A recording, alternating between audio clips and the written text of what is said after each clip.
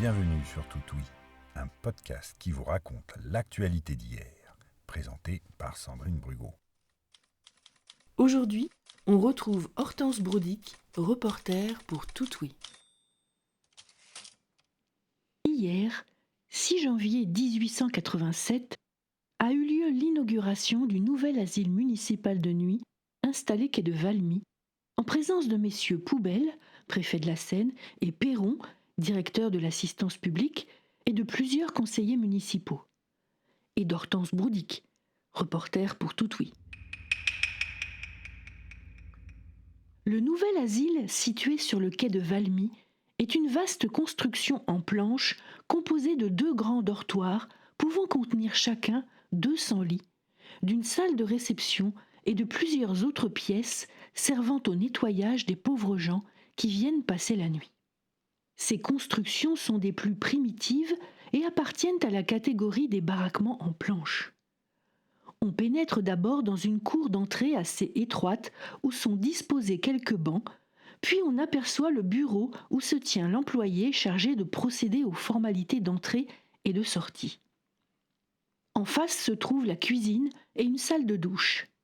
Tout individu admis à coucher est soumis à un nettoyage complet et pendant qu'il est l'objet de ses soins hygiéniques, ses vêtements sont désinfectés dans une pièce voisine.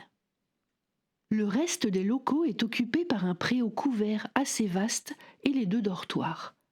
Chaque salle est chauffée par 2 énormes calorifères. Avec le temps, on fera des améliorations. Il est impossible qu'un bâtiment aussi grand puisse avoir été élevé sans quelques imperfections. Il y aura bien des courants d'air à boucher, quelques séparations à exécuter, mais tel quel, ce parapluie ouvert sera d'un grand secours, surtout si la neige et le froid se prolongent indéfiniment. On obtiendra beaucoup avec peu de dépenses, car l'asile du quai de Valmy ne coûte qu'une 40aine de 1000 francs.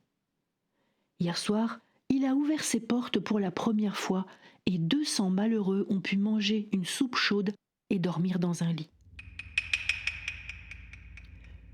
L'historique des asiles de nuit municipaux est assez curieux pour être raconté. Il y a environ 1 an, plusieurs élus de Paris, émus de voir le nombre de malheureux couchés la nuit sous les ponts ou sur des bancs, proposent au conseil municipal de Paris de créer 2 ou 3 grands chauffoirs, clos et couverts, garnis de bancs et de quelques lits de sangle pour les infirmes. Tous ceux qui se présenteraient seraient admis indistinctement et recevraient une soupe chaude le matin avant de partir. Le conseil municipal vote le projet et le premier chauffoir est installé place de la Chapelle. Mais la population de la Chapelle ne tarde pas à se plaindre vivement de cette agglomération de pauvres sous ses fenêtres. Elle fait tant et si bien que le chauffoir est fermé. Mais le conseil municipal ne veut pas rester impassible en face de misères lamentables et il ouvre un asile de nuit dans les locaux vides de l'ancien Hôtel-Dieu. Cet asile diffère du chauffoir car au lieu d'entrer librement, il faut à la porte donner son nom et éventuellement sa profession.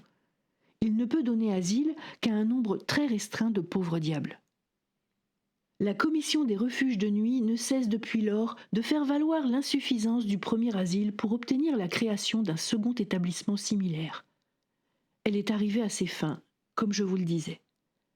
L'asile du quai de Valmy est placé le long du canal Saint-Martin où tant de découragés vont achever leur vie. Il ranimera peut-être chez ces désespérés une dernière lueur d'espoir. Cette histoire vraie s'est écrite comme les autres grâce aux sites Gallica et Retro News de la Bibliothèque nationale de France. Vous trouverez toutes mes sources en description de cet épisode. Vous y trouverez aussi un lien vers ma page Tipeee pour me soutenir financièrement et me permettre d'écrire de nouvelles histoires. Ce podcast vous est proposé par Sandrine Brugot. S'il vous a plu, merci de le faire connaître en le partageant, le commentant et en l'étoilant. À bientôt sur Toutoui.